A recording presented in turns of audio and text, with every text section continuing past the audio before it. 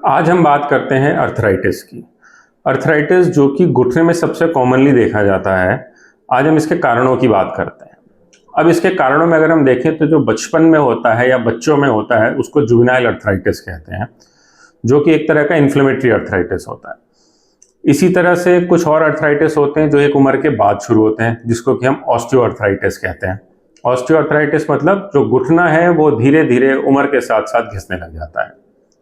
इसके सिवा के और भी अर्थराइटिस होते हैं, जैसे कि रूमेटॉइड अर्थराइटिस हुआ या एंकलोजिंग स्पॉन्डिलाइटिस का हुआ या मेटाबॉलिक अर्थराइटिस हुए।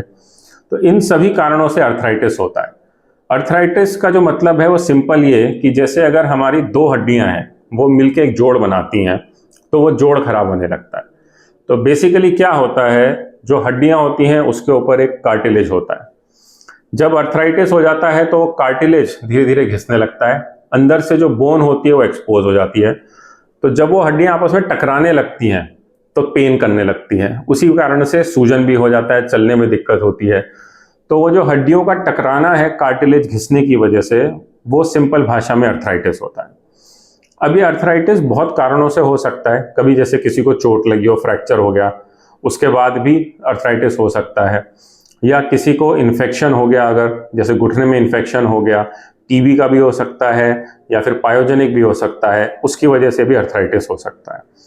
तो ये मोस्टली 4-5 कारण होते हैं जिसकी वजह से अर्थराइटिस होता है। अब इसमें बच्चों में जो होता है सबसे कॉमन वो होता है रूमेटॉइड अर्थराइटिस या इन्फ्लेमेटरी अर्थराइटिस, जिसको कि हम जुवेनाइल अर्थराइटिस भी कहते हैं अगर यंग एज में शुरू हो जाए तो। जो बूढ़ों में होता है उसको हम कहते हैं ऑस्टियोआर्थराइटिस। तो ऑस्टियोआर्थराइटिस का मतलब ये है उम्र के साथ साथ जो अर्थराइटिस हो रहा है, हड्डियां घिसने की वजह से हो रहा है, उसको ऑस्टियोआर्थराइटिस कहते हैं। अब नॉर्मली ये 40 साल के बाद वाले लोगों में देखने को मिलता है। और जो अर्थराइटिस होता है ये धीरे धीरे पेन इसमें बढ़ता जाता है, स्वेलिंग आती जाती है, पैर टेढ़े होने लगते हैं, हड्डियों की शेप बदल जाती है और धीरे धीरे चलना मुश्किल हो जाता है। इसका जो सबसे पहला सिम्टम होता है वो होता है सीढ़ी चढ़ने में दर्द, कि अगर सीढ़ी चढ़ना शुरू किया दर्द हो गया, लेकिन अगर हम नॉर्मल सड़क पे चल रहे हैं तो उसका कोई दर्द नहीं होता।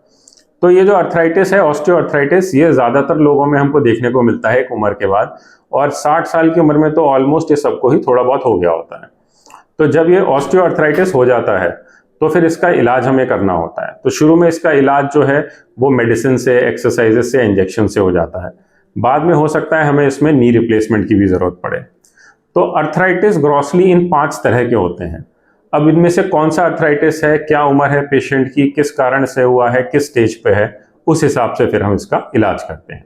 Thank you.